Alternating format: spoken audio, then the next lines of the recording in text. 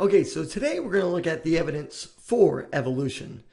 There are certain types of structures that show evidence for evolution, and there's also structures that do not show evidence for evolution. And there are three types of structures. There are homologous structures, there are analogous structures, and there are vestigial structures. Homologous structures are shared by related species and have been inherited from a common ancestor. Now, the similarities and differences among homologous structures help determine how recently two groups shared a common ancestor. So here's an example of homologous structures. If we look at the whale, we can see it has 5 fingers, just like the frog, 1, 2, 3, 4, and there's a small one right here. Over here on the human, 5 fingers as well. On the bat, 5 fingers. If you look at the bird, you can see it has an elbow, just like these things do right here. We can also see there are some forearm bones. So these are where two groups share a common ancestor. And looking at the similarities or the differences, you can tell how recently the two groups shared a common ancestor. So these homologous structures, they show evidence for evolution. We also have analogous structures, and we see we're comparing the two, analogous and homologous here, showing evidence for evolution.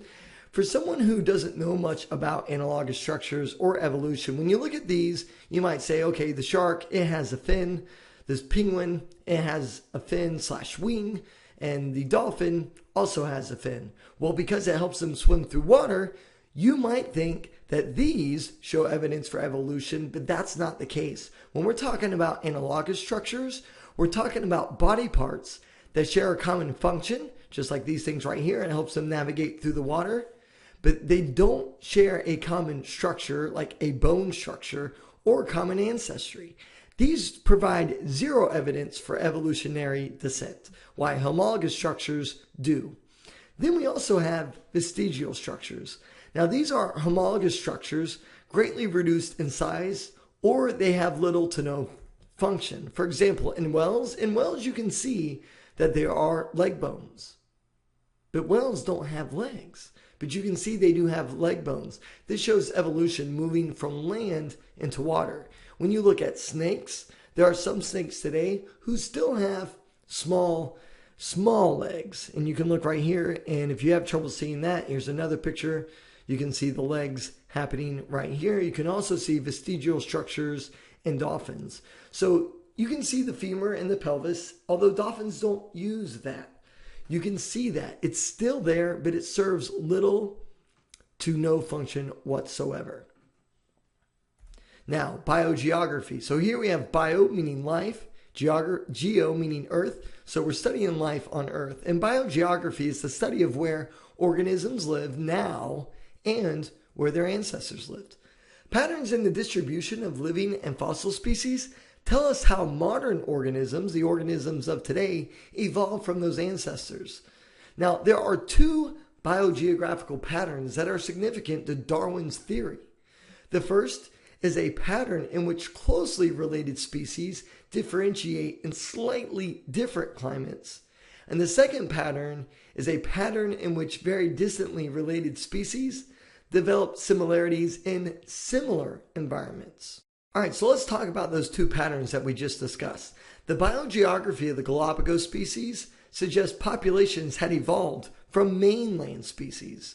And over time, natural selection, remember, that is a process. It's not random. Natural selection is a process that drives evolution.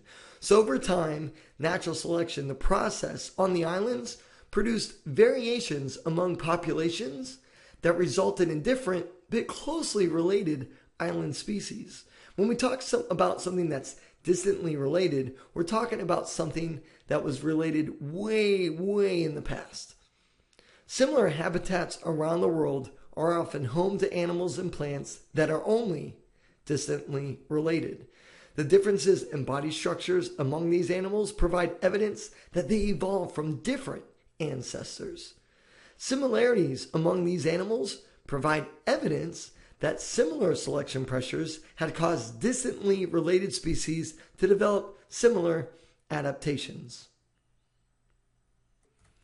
Let's talk about the age of the Earth and fossils. There were two potential difficulties for Darwin's theory. It involved the age of the Earth and gaps in the fossil record.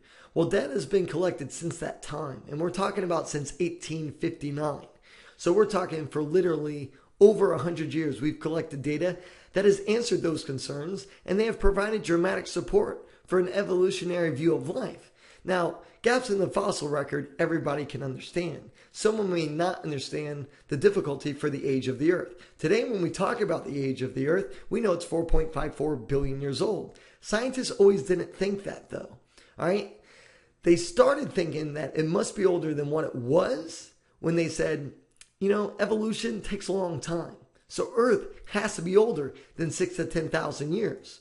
Well, Hunt and Lyell, who came up with the age of the Earth, saying it's 6,000 to 10,000 years old, the technology that we use to date Earth wasn't available when they were alive.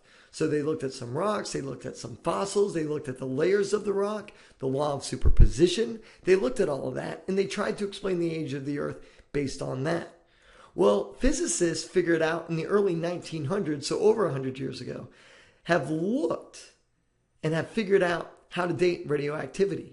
Now, this is how scientists determine how old rocks and fossils are. We call this radiometric dating. Now, they carbon date fossils, but carbon dating is only accurate up to 65,000 years. So they use radiometric dating to date the rocks. They look at the layers of the rocks, and that's how old they can figure out how old fossils are.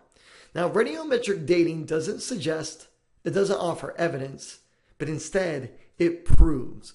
Radiometric dating proves that Earth is 4.54 billion years old, which gives plenty of time for evolution to occur.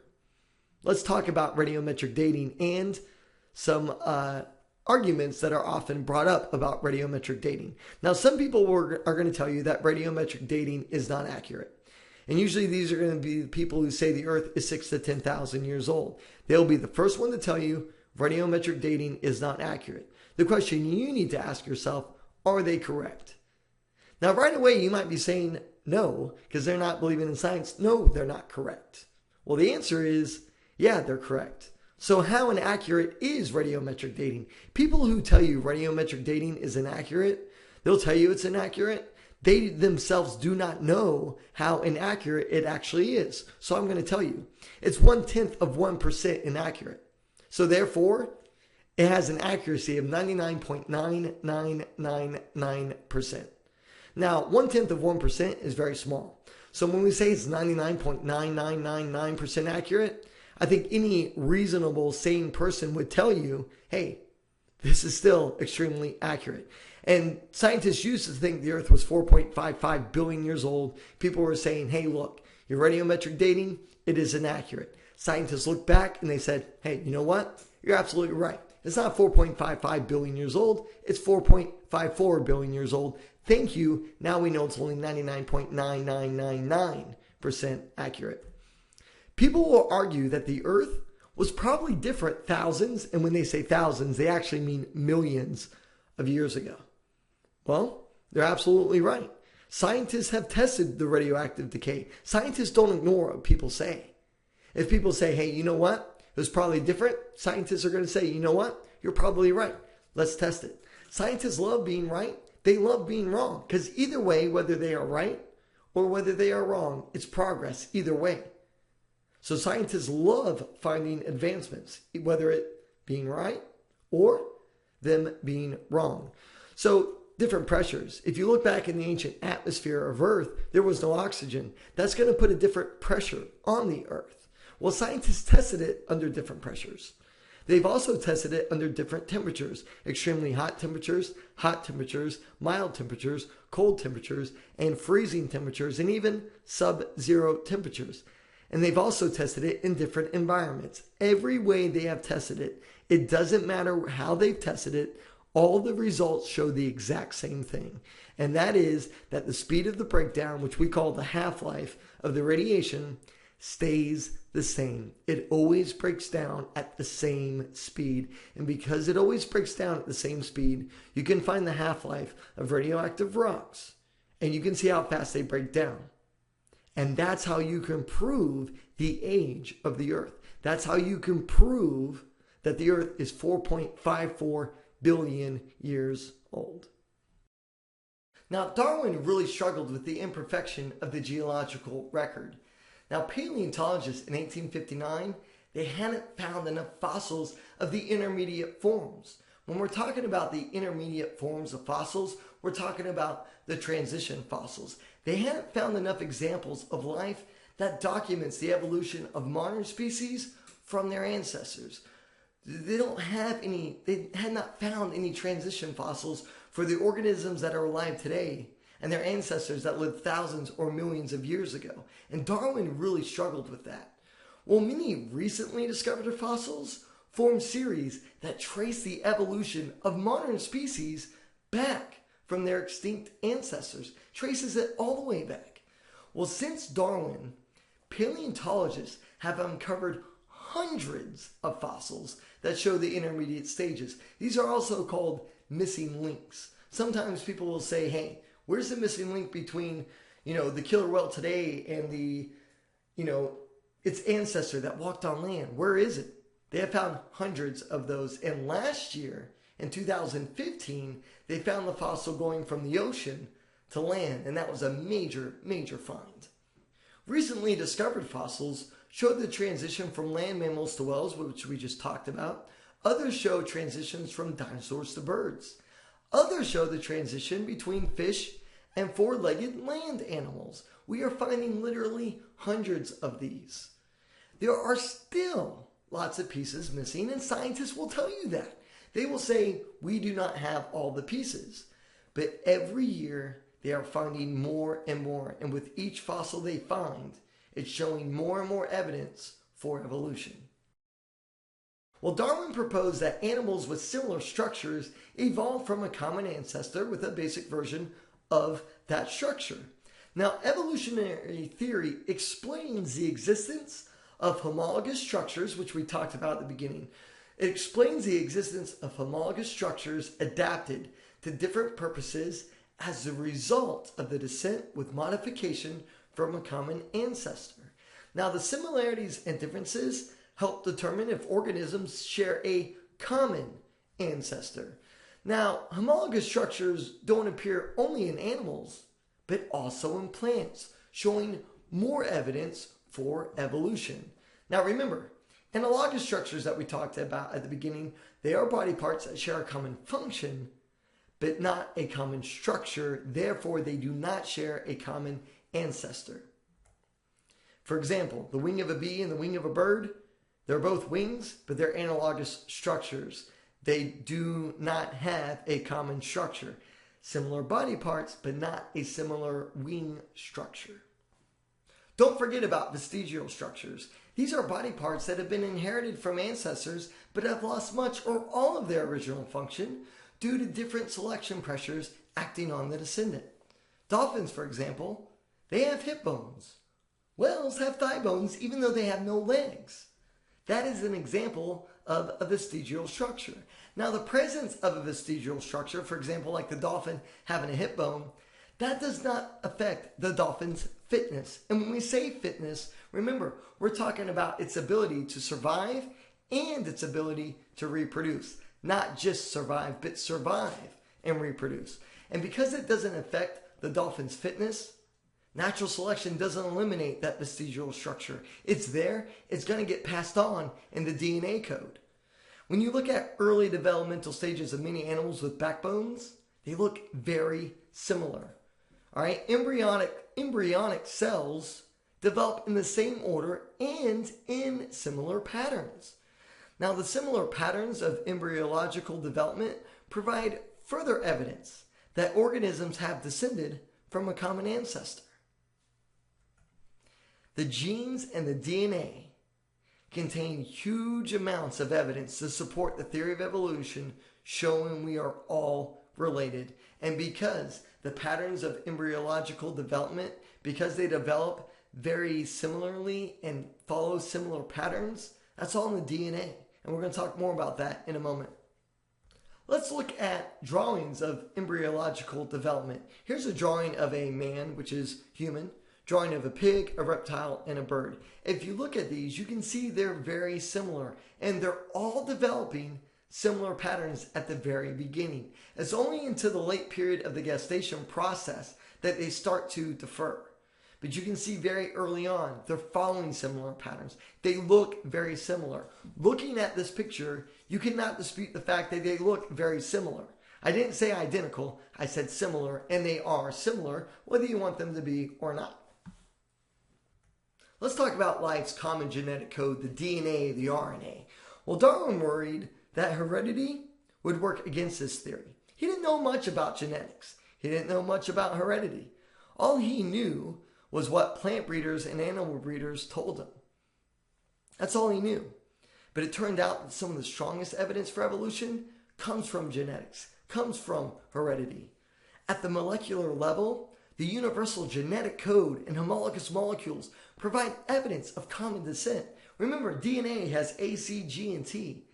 Has A, the adenine, C, the cytosine, G, the guanine, and T, the thymine. All organisms have that.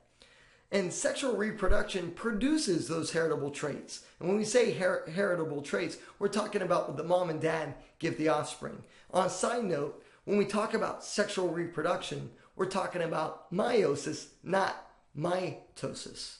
And when we say a molecular piece of evidence, let's get more specific so people know what we're talking about. All living cells use information coded in the DNA and RNA to carry information from one generation to the next and to direct protein synthesis. And this genetic code, the A, the C, the G, the T, and the RNA, it's the A, the C, the G, and the U, because RNA contains uracil and not thymine. This genetic code is nearly identical in almost all organisms, including bacteria, yeast, plants, fungi, and animals. It's nearly identical. And because it's nearly identical, it gives powerful evidence. And this powerful evidence shows that all organisms evolved from common ancestors that shared this DNA and RNA code. Homologous molecules. So we talked about homologous structures. Let's talk about what homologous molecules are and how they provide evidence. Well, in Darwin's day, biologists could only study the similarities and differences based on what they could see. They didn't have the technology we have today where we can look in the DNA and see the adenine, the cytosine, the guanine, and the thymine. They didn't have that. They just looked at similarities and differences. Homology is not limited to just body structures, though. They can also be found in proteins. Now, when we're talking about homology, homo means the same. So when we talk about homology, we're talking about certain things being found in the same proteins. For example, cytochrome C is used in cellular respiration and can be found in almost all living cells, from baker's yeast to humans. You're going to find cytochrome C in all those things. Hox genes are another example of homology. Relatively minor changes in DNA can cause a major physical change. So a minor change in the genotype can cause a major change in the phenotype.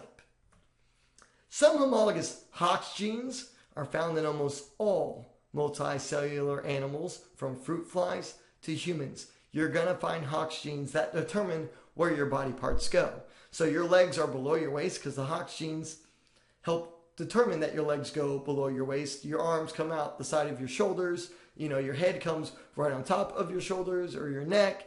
That's what the Hox genes do. Well, Darwin's conclusion best explains what we just talked about on this slide. Living organisms evolved through descent with modification from a common ancestor. Is there any evidence for natural selection, which is the process that drives evolution? The answer is yes. What does recent research on the Galapagos finches show about natural selection? Well, one way to gather evidence about natural selection is to observe natural selection in action. Now, it's hard to study in nature because natural selection takes place over millions of years. We can't ignore that statement. Earlier we said evolution takes place over a long period of time. And that's why scientists said the Earth has to be older than 6,000 to 10,000 years old. Well, what about in the lab? They've done it in the lab. And in the lab, evolutionary change has been observed in controlled environments. And every time they do it, every time the results that they get from the experiment support Darwin's idea. It doesn't go against it, it actually supports it and shows more evidence for it. It can be seen even in natural environments, such as the Galapagos finches. Well, if it takes millions of years, how can we see it happening? That's a good question. There is a testable hypothesis here.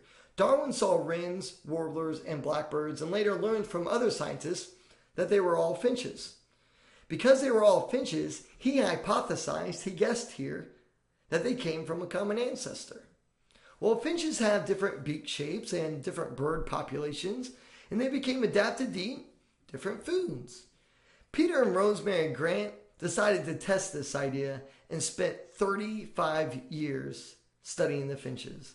They spent a significant portion of their life studying the finches, and they realized Darwin's hypothesis rested on two testable assumptions. The first one, for beak size and shape to evolve, there must be enough heritable variation in those traits to provide raw material for natural selection. The other assumption was the differences in beak size and shape, they must produce differences in the fitness levels of the finches. The Grants have tested these hypotheses on the medium ground finch on the island of Daphne Major. Now, the island is large enough to support good-sized finch populations, but it's small enough for the Grants to catch, tag, and identify nearly every bird of the species.